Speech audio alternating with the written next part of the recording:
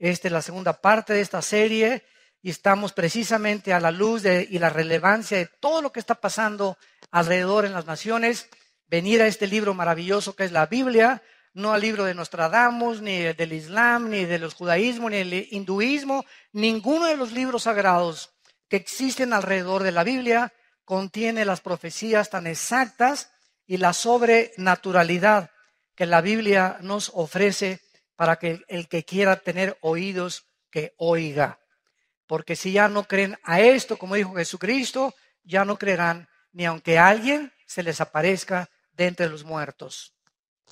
Abran su Biblia en Mateo capítulo 24 y estamos viendo que Jesucristo contestó algunas preguntas que le hicieron antes, esta es la víspera ya de su muerte, que los discípulos estaban concentrados en estas preguntas.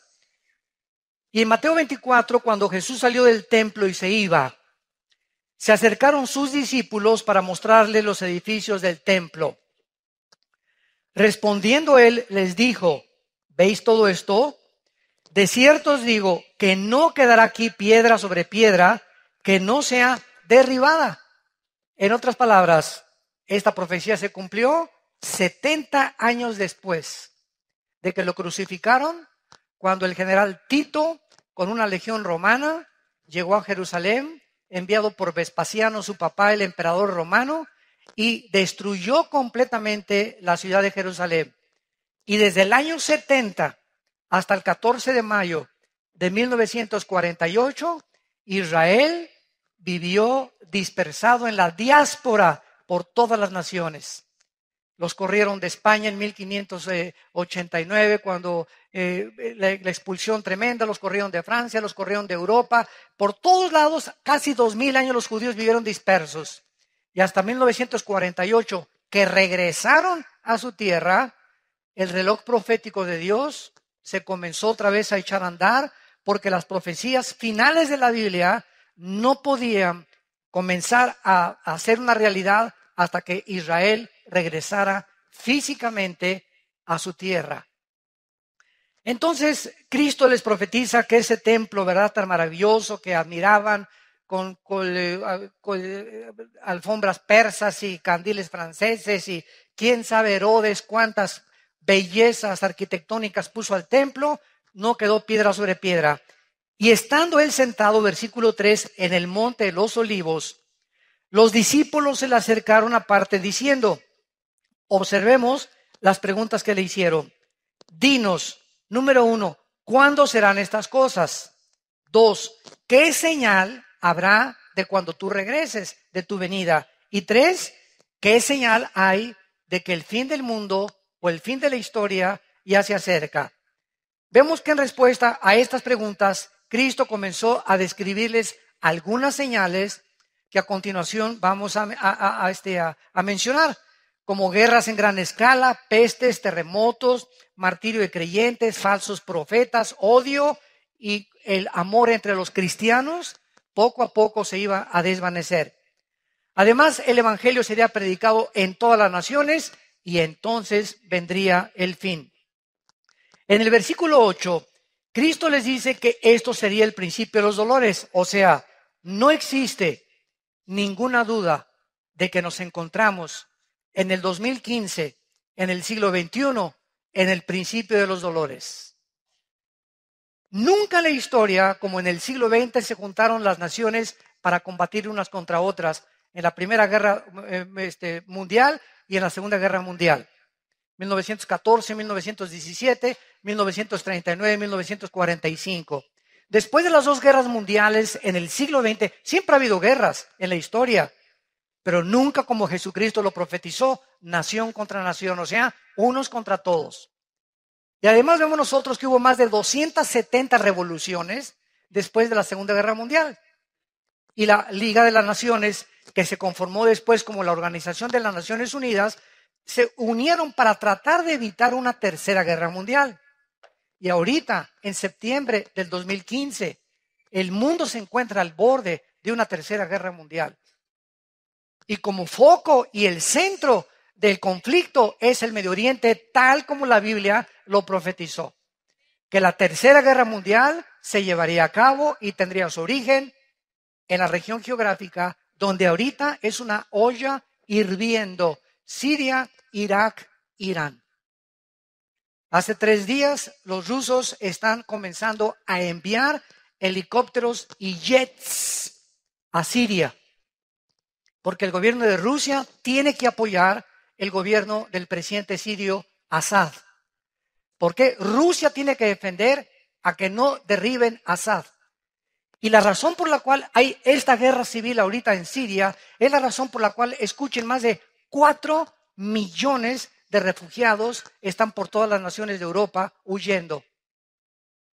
Con lo que traen en la mano nada más, con sus niños, con 2 o 3 naranjas, ni colchón, ni cama, ni cojín, nada absolutamente, ni una cuenta del banco, ni $3, con lo que pueden. Millones ya. Austria y Hungría tuvieron ya que cerrar las fronteras. Ya no les caben los refugiados. Inglaterra va a recibir 25,000, Alemania va a recibir 20,000, Estados Unidos va a recibir 10,000. Los únicos que no quieren recibir refugiados son los países árabes, que son sus hermanos. Arabia Saudita le cerró la puerta a 0 refugiados. Qué increíble, ¿verdad? Que esto esté sucediendo en el pleno siglo XXI. ¿Y saben ustedes lo que significa esto? Que todos estos millones de refugiados que están entrando a Europa, principalmente, la mayor parte de ellos musulmanes, hay una infiltración de ISIS, como no se imaginan. Estados Unidos va a recibir a 10,000. México, ¿verdad? Ya tenemos suficientes los que entran por Guatemala. Y los que llegan de Centroamérica que quieren llegar hasta Estados Unidos. Pero lo que significa esto es lo que la Biblia dice. Hace 4 o 5 años, por cada europeo que nacían 7 musulmanes. O sea, se reproducen como conejas las musulmanas. Y lo hacen a propósito. Ellas no tienen métodos anticonceptivos, ni mucho menos. Los europeos ya no quieren tener hijos. Todo esto para que ustedes comiencen a asimilar el panorama del mundo que estamos viviendo. No es el mundo de Chapultepec nada más. Hay que cobrar conciencia de qué es lo que está pasando en el mundo para que la Biblia pueda cobrar relevancia y podamos entender que Dios quiere que nosotros no seamos sorprendidos como ladrón en la noche. Pero muchos no saben, ¿verdad? No salen de sus telenovelas. Entonces, ¿qué es lo que significa esto? Que Europa en 10 años será un continente musulmán. En Inglaterra hay más iglesias musulmanas, mezquitas, que iglesias cristianas y católicas. Nada más en Inglaterra. Compraron todas las iglesias cristianas y evangélicas, la mayor parte que existen en Inglaterra y en el Reino Unido. Ahora, ¿qué pasa si Europa se convierte en todo musulmán? Es interesante que la Biblia nos muestra que el anticristo va a surgir de la región de Siria e Irak en el capítulo 8 de Daniel. Los que estamos estudiando Daniel lo hemos comenzado ya a descubrir. El anticristo no va a surgir de España, no es el príncipe Felipe, ni Barack Obama, ni es el Papa, etcétera, etcétera. El anticristo va a surgir entre Siria e Irak. Y el anticristo va a ser judío musulmán. ¿Cómo está eso? Había un debate hace 3 o 4 años. A mí que me ha gustado siempre escudriñar la escatología bíblica, o sea, las profecías. Mis hermanos teólogos, escatólogos, la escatología es la rama que estudia en la teología las cosas finales. Escatos, fin, logos, tratado, conocimiento. Entonces, cuando hablas tú de un escatólogo o la escatología, es lo que se estudia de los tiempos finales. Entonces, estábamos estudiando hace 4 o 5 años todavía de que el anticristo, por ejemplo, decían, bueno, dice la Biblia en Daniel 11, 35 y 36 al 38, que el anticristo no hará caso del amor de las mujeres. Número 1, está comprobado que el anticristo tiene que ser un homosexual. Él no va a tener tiempo ni siquiera a las mujeres. Va a ser un homosexual el anticristo. Número 2, dice también en Daniel 11, 35 en adelante, que el anticristo no hará caso de los dioses de sus padres, porque es la palabra Elohim en el original hebreo. Entonces, no, es que el anticristo tiene que ser judío.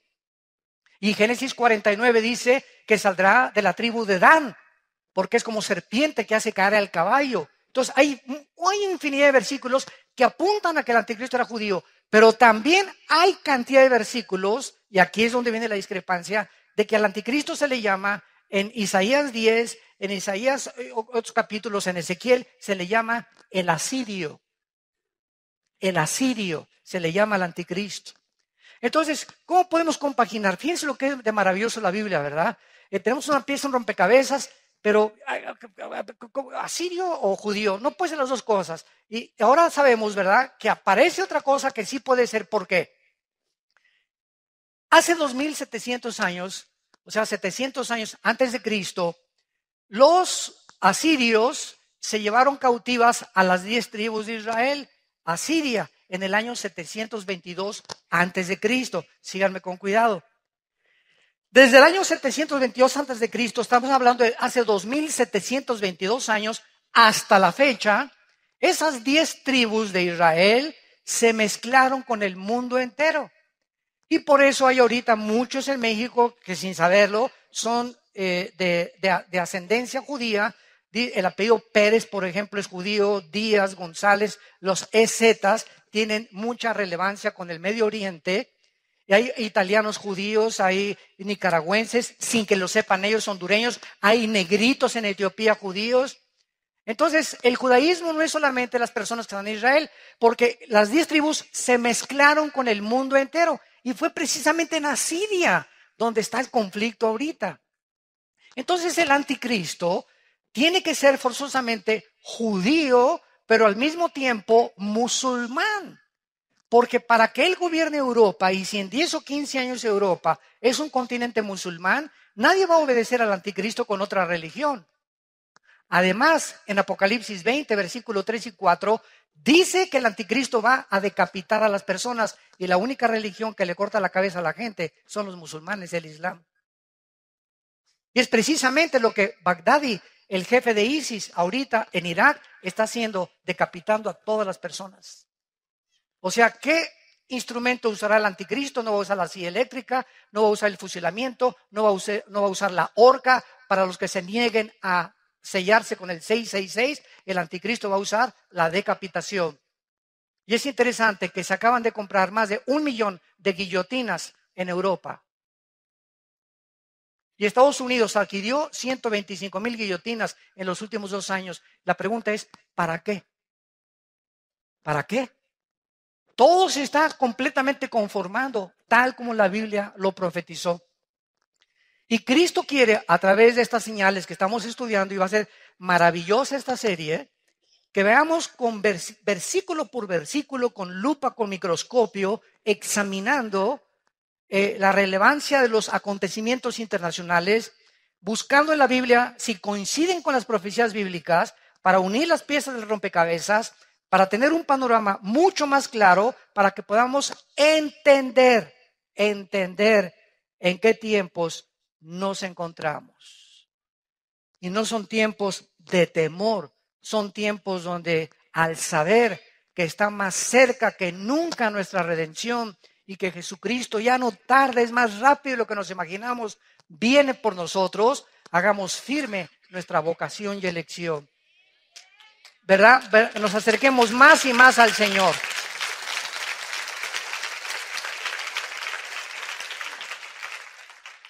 Ahora bien, no cabe duda, como decíamos, que estamos en el principio de dolores. Para retomar lo que iniciamos.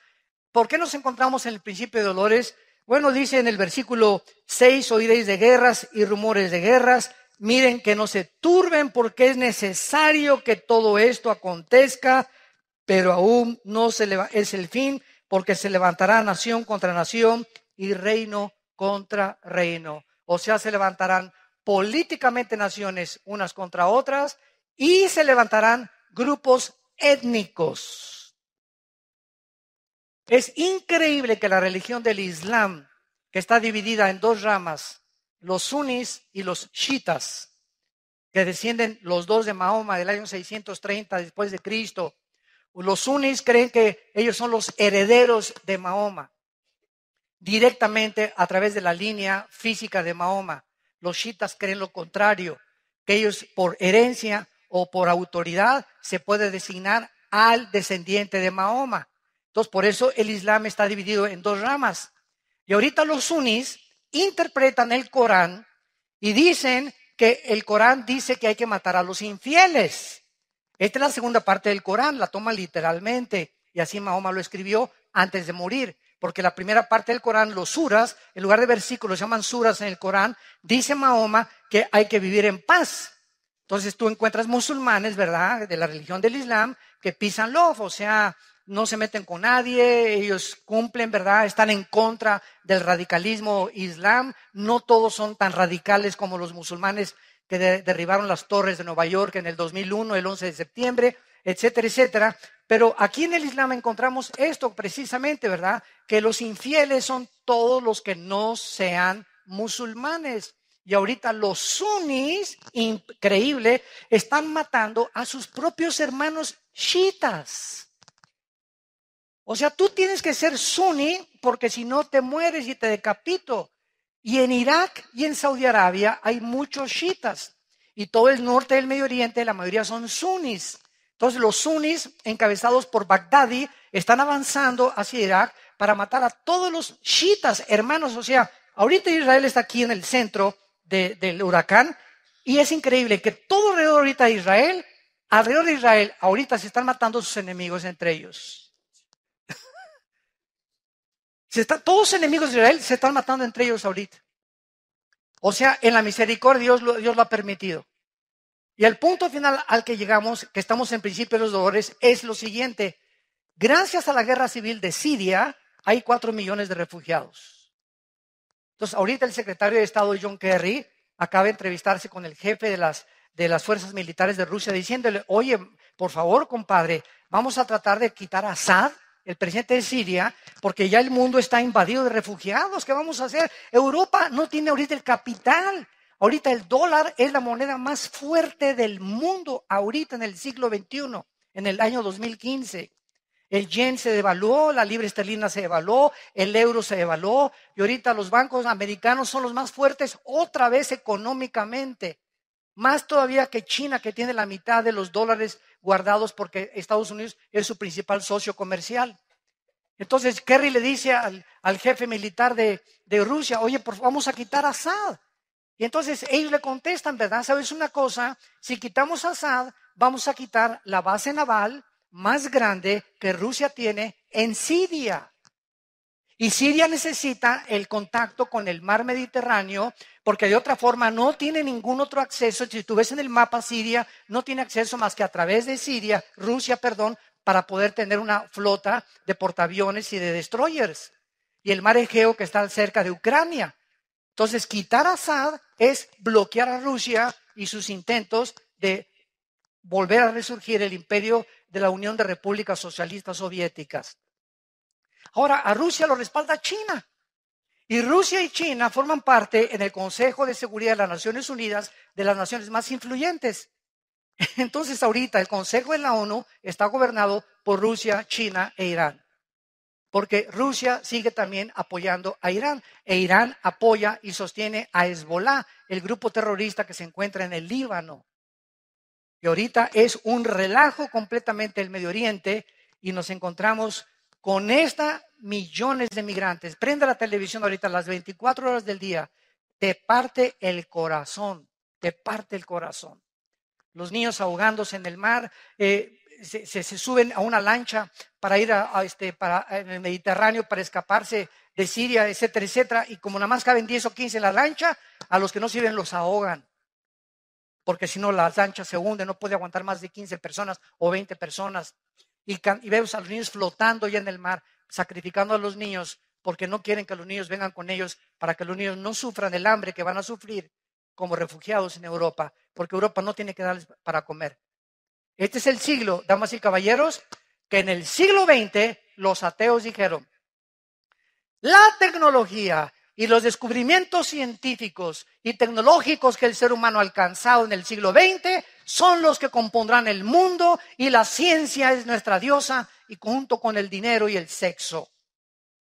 Y no han pasado más que 15 años en el inicio del siglo XXI donde el hombre se encuentra haciendo el ridículo como administrador del planeta Tierra. Los los políticos han perdido completamente la brújula, la moral está por los suelos, el mundo está confundido, la pobreza aumenta y se voltean contra Dios. ¿Dónde está Dios? ¿Dónde está Dios? ¿Dónde están tus pecados?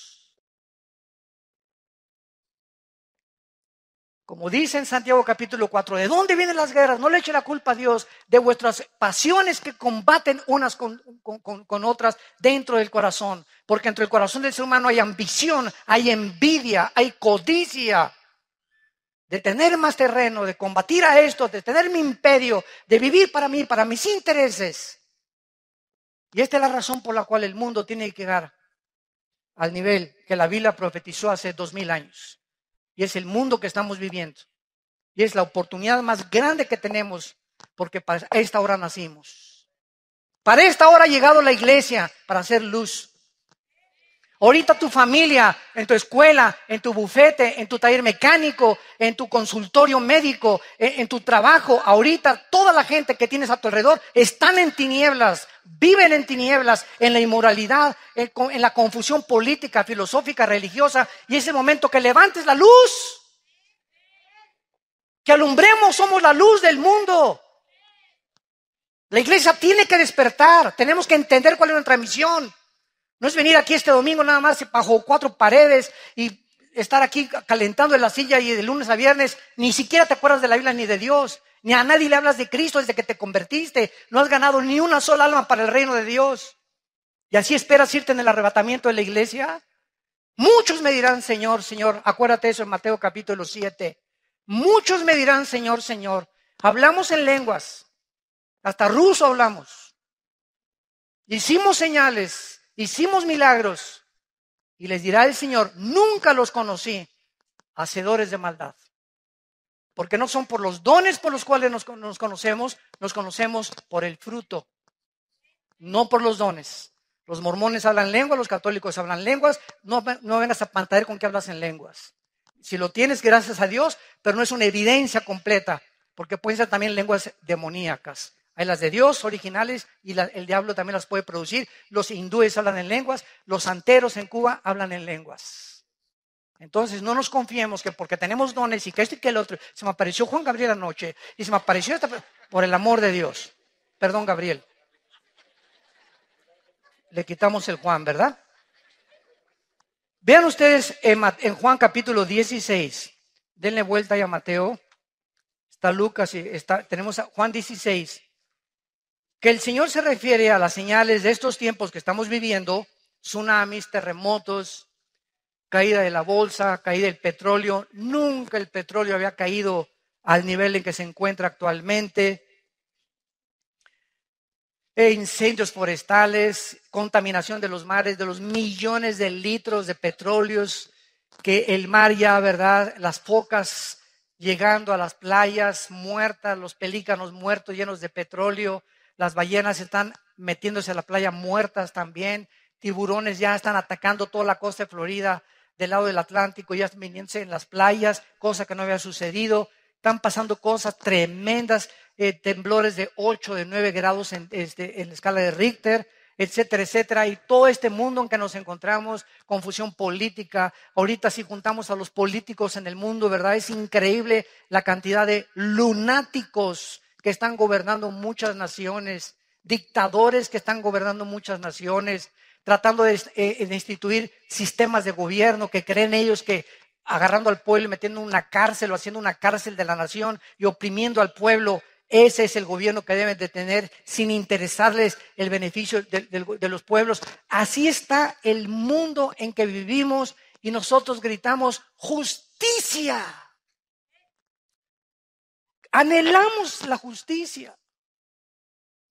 Y por eso hay tantas manifestaciones de obreros, de enfermeras, de doctores en las calles. Justicia, bloqueamos esto y por el otro, ¿verdad? Porque el mundo está gritando, ¿quién va a poner orden en este mundo? ¿Quién? ¿Hasta cuándo va a durar esto? La Biblia nos da la respuesta.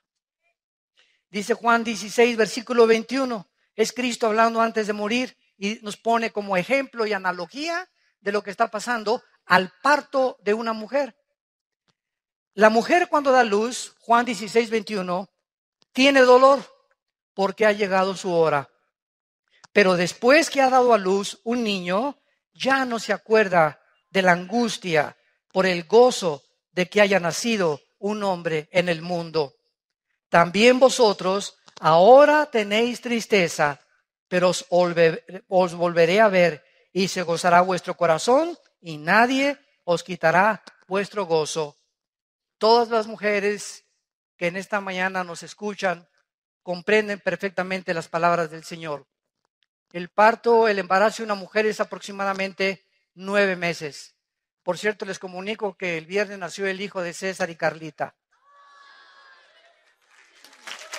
Gracias a Dios. Los bendecimos desde aquí. Nació de 8 meses, entonces está en la incubadora, ¿verdad? Va a estar creo que esta semana, pero nació de la raza de los gigantes. Así está. Increíble, se parece a César en tamaño y en todo. Pero grandote el niño, ¿verdad? Nació sano, gracias a Dios, ¿verdad? Así que por eso no está con nosotros. Pero precisamente, ¿verdad? Las mujeres que están embarazadas se dan cuenta que ya en los últimos meses, antes o semanas antes de parir, comienzan los dolores. Y después los dolores se van haciendo más cortos y más cortos y más cortos. Se rompe la fuente, hay que llevarla rapidísimo al hospital porque el niño va a nacer. En este caso, ¿verdad? De Carlita, ¿verdad?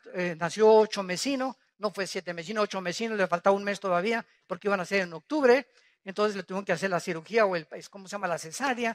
Gracias a Dios que salió perfecto el niño, está muy bien de salud. Ellos no se imaginan la felicidad que tienen ahorita. Les ha concedido Dios la petición de su corazón. Carlita es una guerreraza de Dios que luchó y luchó, nunca ha sido por vencida y ahí está el premio, ¿verdad? De que Dios les ha dado. Ahora bien, así está el mundo. Los dolores van a aumentar en el siglo XX. Guerras y rumores de guerras. Llegamos al siglo XXI, confusión. Y cada vez vemos más y más y más dolores y terremotos y que esto y que el otro. ¿Cuántos? Estamos rodeados de falsos profetas.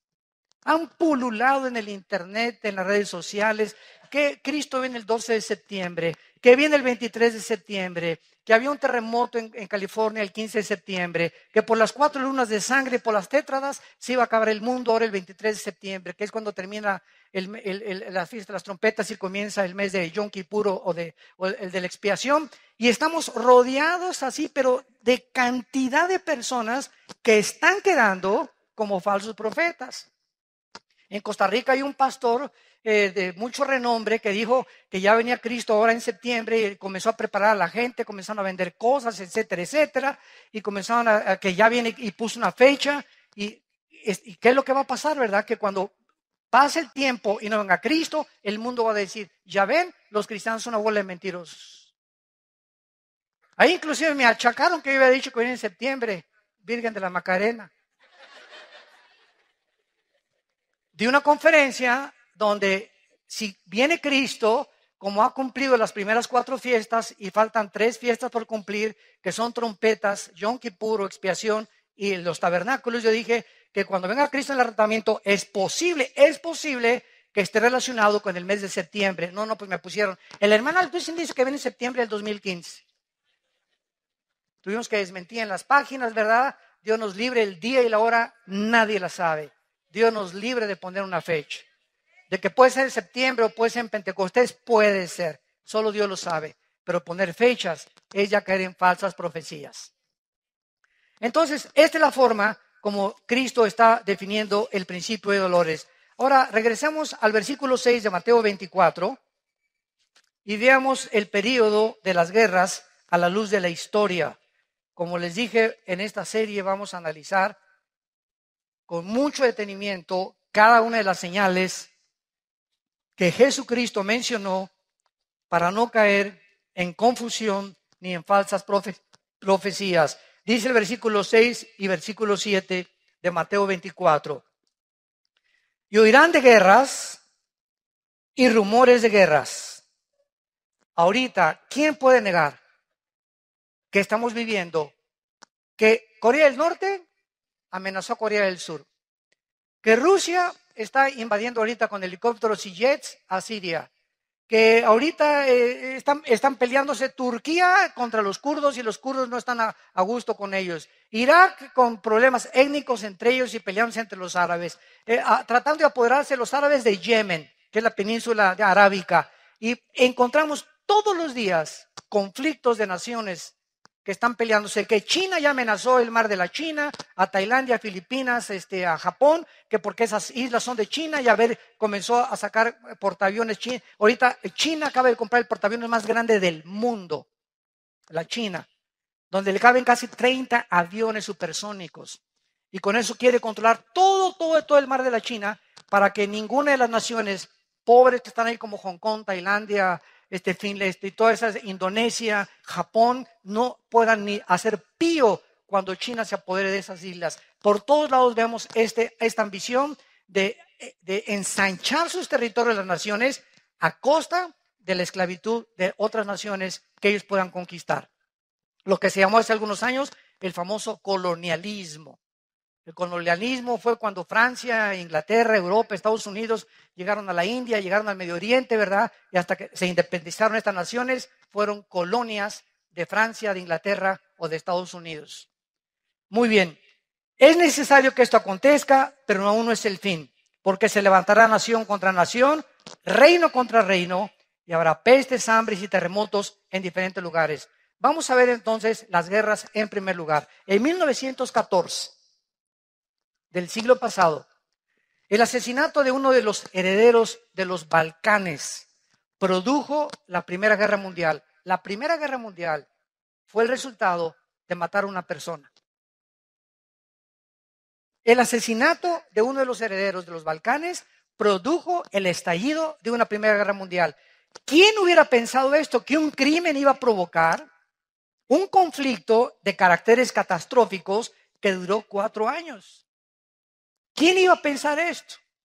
Ahora, sobran ahorita, si la Primera Guerra Mundial fue producida por un crimen de una persona, ahora imagínense todas las barbaridades que muchas naciones están haciendo para producir una guerra donde nos podemos aniquilar en 30 segundos, con tantas armas atómicas que existen. Esta era la primera vez en la historia humana, la Primera Guerra Mundial, que afectaba los 5 continentes del mundo. También por primera vez se usaron armas químicas en la Primera Guerra Mundial que costó la vida de 17 millones de personas.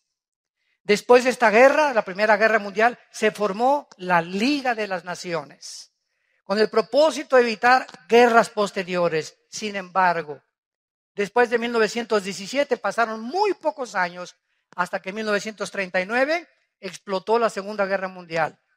Cuando se levantó el Führer, Hitler, Adolfo Hitler, con su Partido Nacional Socialista Alemán, y le dijo, ¿verdad? Pues yo solamente tengo ganas, ¿verdad?, de ver cuántos alemanes hay en Polonia y en Checoslovaquia.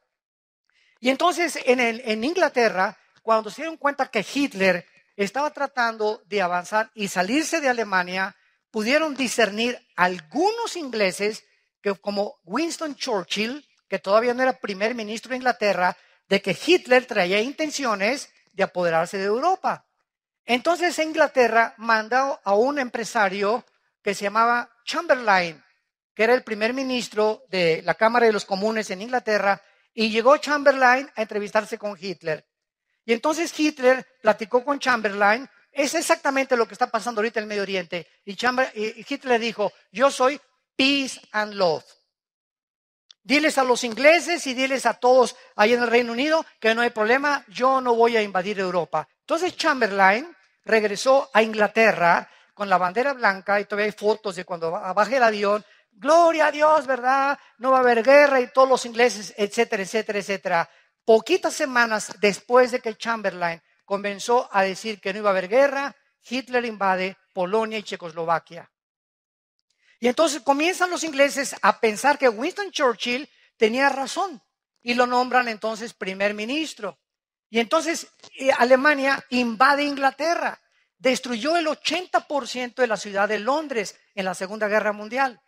Y Winston Churchill sale en Londres a caminar por todas las calles con toda la gente buscando a todos los heridos. Y entonces Winston Churchill junta a la aviación y combate o contraataca a los nazis, y Hitler se asusta de darse cuenta que los ingleses tienen un poderío tremendo en la aviación. Entonces vemos nosotros de qué forma esta guerra mundial, ¿verdad? Tuvo que tener consecuencias gravísimas, donde murieron 6 millones de judíos. Hitler se olvida de Rusia, Hitler se olvida de Estados Unidos e Inglaterra, se junta con Mussolini en Italia y comienza a perseguir a los judíos, que en aquel tiempo ni nación, ni ejército, ni pistolas tenían los judíos. Y nadie entiende ahorita, los estudiantes de sociología, por qué Hitler odiaba a los judíos y nombró la solución final para acabar con el pueblo judío. ¿Qué fue lo que pensaba en su corazón Hitler? ¿O cómo veía a los judíos? ¿De enemigos cuando ni siquiera tenían armas para pelear contra él? Ni nación donde poder reunirse. La Biblia nos da las respuestas a lo que la historia y los investigadores no han podido descubrir. Además de esta guerra mundial, Segunda Guerra Mundial, costó 70 millones de vidas. 70 millones de vidas. Y por primera vez, en 1945, el mes de agosto, se usan 2 bombas atómicas con 1 millón de kilotones o de toneladas de dinamita cada una en 2 ciudades y en un puerto japonés, Hiroshima y Nagasaki, matando a cerca de 200,000 japoneses. Cuando Japón vio que Estados Unidos, por contraatacar Pearl Harbor, en Hawái, cuando los japoneses llegaron y acabaron con todas las naves marítimas y toda la fuerza marítima que tenía Estados Unidos, la fuerza naval, entonces Estados Unidos soltó estas 2 bombas y entonces Japón, después de la segunda bomba, firmó la rendición en un barco Missouri con los Estados Unidos y se acabó la Segunda Guerra Mundial. Además, en esta Segunda Guerra Mundial se usaron bombas atómicas, matando a 200,000 japoneses. Y después de las guerras, veamos en Lucas 21:9, porque todas estas señales están en 3 evangelios. Marcos 13, Lucas 21 y Mateo 24.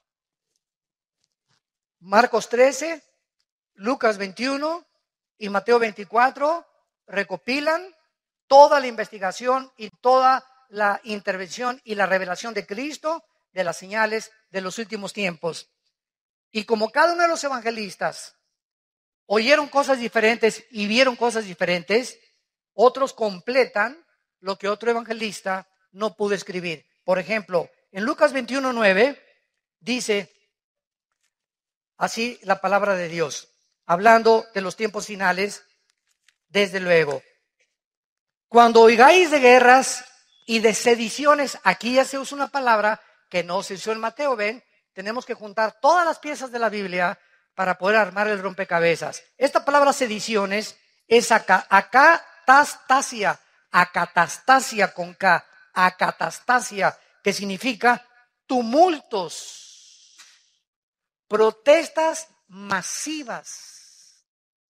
Cuando oigan de guerras y levantamientos en cada sociedad, de que están protestando miles de personas contra el gobierno o contra el gobernador o contra un dictador, etcétera, etcétera, no os alarméis, porque es necesario que estas cosas acontezcan primero, pero no es el fin todavía. Esta palabra sediciones, que significa desórdenes sociales, tumultos, insurrecciones, y Marcos lo traduce con la palabra tarache, que es otra palabra griega que significa alborotos, o sea, disturbios callejeros, huelgas masivas, desórdenes masivos, agitaciones sociales. ¿Saben ustedes en los últimos 3 años cuántos desórdenes, insurrecciones ha habido en Estados Unidos del pueblo de los negritos? De que protestan de que la policía está abusando y está matando, o sea, que los tratan peor que a los blancos. Más de 45 casos existen en menos de 2 años de levantamientos que, como Ferguson, incendiaron casi la ciudad. Cuando mataron a un negrito, ¿verdad? Que dijeron que había sido una forma injusta en la que la policía lo había asesinado. Entonces, todo esto que la televisión, gracias a la televisión, nos damos cuenta de lo que está pasando, es precisamente de lo que Cristo habló. Siempre ha habido revoluciones y desórdenes, pero veamos algunas. Escuchen esto. Desde 1882, que fue el periodo cuando se inició por primera vez el inicio o cuando se comenzaron a pensar como Teodoro Herzl, un judío en el siglo XIX que comenzó ya a pensar en regresar a Israel. Ya se comenzaba a levantar y a disipar la neblina y comenzábamos a entender más las profecías de los últimos tiempos como lo que está pasando ahorita. Escuchen lo que les voy a decir. Tenemos la revolución de esta época, del 882 a nuestros días. Nunca en la historia, en más de los 6,000 años que tiene el ser humano, había habido las revoluciones que existen desde el siglo XIX. Y la principal razón es el surgimiento de Carlos Marx. Judío, 1818-1883, quien en el siglo XIX, este hombre postuló la teoría de una revolución, la cual llevó a todas las demás revoluciones del siglo XX. Antes de eso, no había habido revoluciones. La Revolución Filipina, 1898. La Revolución Rusa, 1905. La Revolución Mexicana, Viva Villa, 1910. La Revolución Bolchevique de los rusos, encabezada por por Lenin, 1917. La Guerra del Golfo Pérsico, 1990. La Revolución de Egipto, 2011. La Revolución en Libia, 2011. La Revolución en Yemen, 2011. La Guerra Civil en Siria comenzó en el 2011. El surgimiento de ISIS, 2014. Cuando oigáis de revoluciones y de guerras, sabréis entonces que se encuentran en el tiempo del fin. No cabe duda que en la época en que los judíos iniciaron el éxodo o comenzaron a pensar en regresar a su tierra, que el diablo comenzó, ¡ay, estos ya están a punto de regresar! Comenzó el diablo a alborotar a los líderes y a las naciones y vemos que la culminación han sido todas estas revoluciones. Solamente las revoluciones comunistas de Rusia y China del siglo XX costaron más de 100 millones de personas, entre el comunismo, el marxismo, el nazismo, el fascismo y el islam. Sistemas de pensamientos ateos, radicales, completamente de la violencia. El otro día que tuve un debate con un ateo, me decía, es que en el nombre de Dios, ustedes, porque ellos no entienden la diferencia entre católicos y cristianos. No, ustedes, la Inquisición mataron a cerca de 500,000 de personas, Torquemada en España por órdenes del Vaticano. Y ustedes en el nombre de Dios, etcétera, etcétera. Miren en el nombre de Dios los musulmanes lo que hicieron en las Torres Gemelas. Todo es en el nombre de Dios. Ustedes son más fanáticos que nosotros. Dije, discúlpame, pero júntame todas las veces en las que tú puedes culpar a la religión de que ha habido muertes. Y yo te junto simplemente en un siglo, en el siglo XX, más de 150 millones muertos por el ateísmo, por regímenes ateos. Los casi 150 millones de muertes en el siglo XX fueron debidos al comunismo, al nazismo y al fascismo. Así que le dije, ¿de qué estás hablando? Cállate la boca antes de hablar. Solamente en el 2011 hubo protestas revolucionarias masivas en Algeria, en Bahrein, en Irak, en Omán, en Irán, en Kuwait, en el Líbano, en Marruecos, en Arabia Saudita y en Sudán. La llamada primavera árabe, ¿se acuerdan? Que llenó todas las revistas y todas las clases sociales en el mundo, atrajo la atención mundial de que nos encontramos en los últimos días. En conclusión, escuchen, del año 1882 a 1992 ha habido más de 70 revoluciones, levantamientos, insurrecciones juntos, y de 1882 al 2012 encontramos más de 434 revoluciones y golpes de Estado. Ahora tenemos en segundo lugar las hambres. Regresamos a Mateo, y ya que hemos visto y estamos comenzando a entender con más profundidad por qué Jesús dijo que aunque siempre ha habido guerras, en los últimos tiempos se conjugarían todas estas señales, vemos en segundo lugar las hambres, versículo 7, y habrá guerras, pestes y hambres. Veamos primero la diferencia, qué importante es esto, entre las hambres agudas y las hambres crónicas. Apúntalo. Son dos cosas diferentes para que podamos argumentar y podamos sostener un debate con las personas. Porque es muy importante, siempre que argumentas o estás debatiendo a alguien, es muy importante definir los términos. ¿Qué quiere usted decir con esa palabra, señor? ¿Qué quiere usted decir con esa definición? Es como en la abogacía. En un contrato, por ejemplo, una coma hace que el contrato que tú tienes de renta o el contrato que tú tienes para cualquier otra índole dentro de la abogacía o dentro del derecho cambie completamente el significado de esa oración. Rápidamente un ejemplo. Dice la Biblia que cuando el ladrón junto a la cruz moría, Cristo le dijo: en este día estarás conmigo en el paraíso. Y una secta que se llama Los Testigos de Jehová le cambiaron eso y le pusieron una coma. Y le pusieron: de cierto te digo, en este día que estarás en el paraíso. ¿Se dan cuenta? Una coma, cómo cambia el significado de una oración. Por eso es tan importante cuando estamos debatiendo y en la apologética definir los términos y saber de qué se trata. ¿Qué me quieres decir con eso? ¿O qué término estás usando? Pero el hambre aguda es el resultado de las guerras. Todas las guerras producen hambres o diversas catástrofes, por lo que en estas circunstancias la mayoría de la gente se queda sin comer. Entonces las guerras producen hambre, son las hambres agudas. Y las hambres crónicas, por el contrario, es el resultado de la mala nutrición. Como los niños de Biafra, de algunas zonas pobres, donde la gente está muy mal alimentada, porque las naciones ricas, no Dios, las naciones ricas que van a ser juzgadas, no les interesa ayudar a gentes o a gentes que no tienen ni siquiera para comer, cuando si se repartiera el dinero, ¿verdad?, en todo el mundo, podría haber un poco de equidad, pero no era lo que perseguía Carlos Marx. Carlos Marx perseguía la lucha de clases, que si la clase del proletariado derribaba a la clase de la burguesía, entonces el proletariado tomaba el poder, pero fue lo que pasó en Cuba, fue lo que pasó en los países comunistas. Cuando el proletariado toma el poder, repite el mismo error. Y siguen ellos con otra dictadura disfrazada de otra manera. Veamos algunas hambres catastróficas en los últimos 2 siglos. 1916 y 18, la hambruna en el Líbano, 100,000 muertes, 1/4 parte de la población murió en el Líbano. 1961, la hambruna causada por un experimento chino que resultó en 40 millones de personas muertas, considerada la hambruna más grande de la historia, del 59 al 61, por un experimento de los chinos.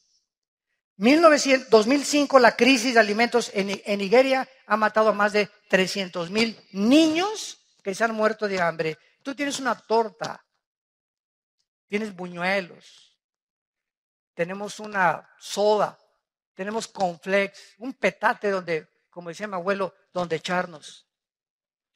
Por lo menos un ladrillo, le pones un periódico y lo usas de cojín. Pero hay gente que ni siquiera tiene eso en el mundo. Ahorita al ver estos millones de refugiados, nos parte el corazón. Yo imagino, yo le dije a mi esposa hoy en la mañana, me imagino que sucediera esto, que alguna vez nos sucediera esto en México, ¿verdad? Que sales de tu casa sin nada, más que con la pijama que traes puesta tal vez, a un destino incierto. No sé dónde vamos a dormir hoy, están durmiendo en los autobuses, en los trenes, en los rieles de los ferrocarriles. ¿Qué me va a dar trabajo? ¿Vamos a sobrevivir? ¿Qué futuro tienen nuestros hijos? Y nosotros aquí todavía con casa, por lo menos tienes un jacal, por lo menos tienes un lugar donde llegar, por lo menos tenemos una seguridad, ¿verdad? Un país donde se ha respetado el evangelio, podemos hasta ahorita vivir en paz. Démosle gracias a Dios por el amor de Dios. Démosle gracias a Dios.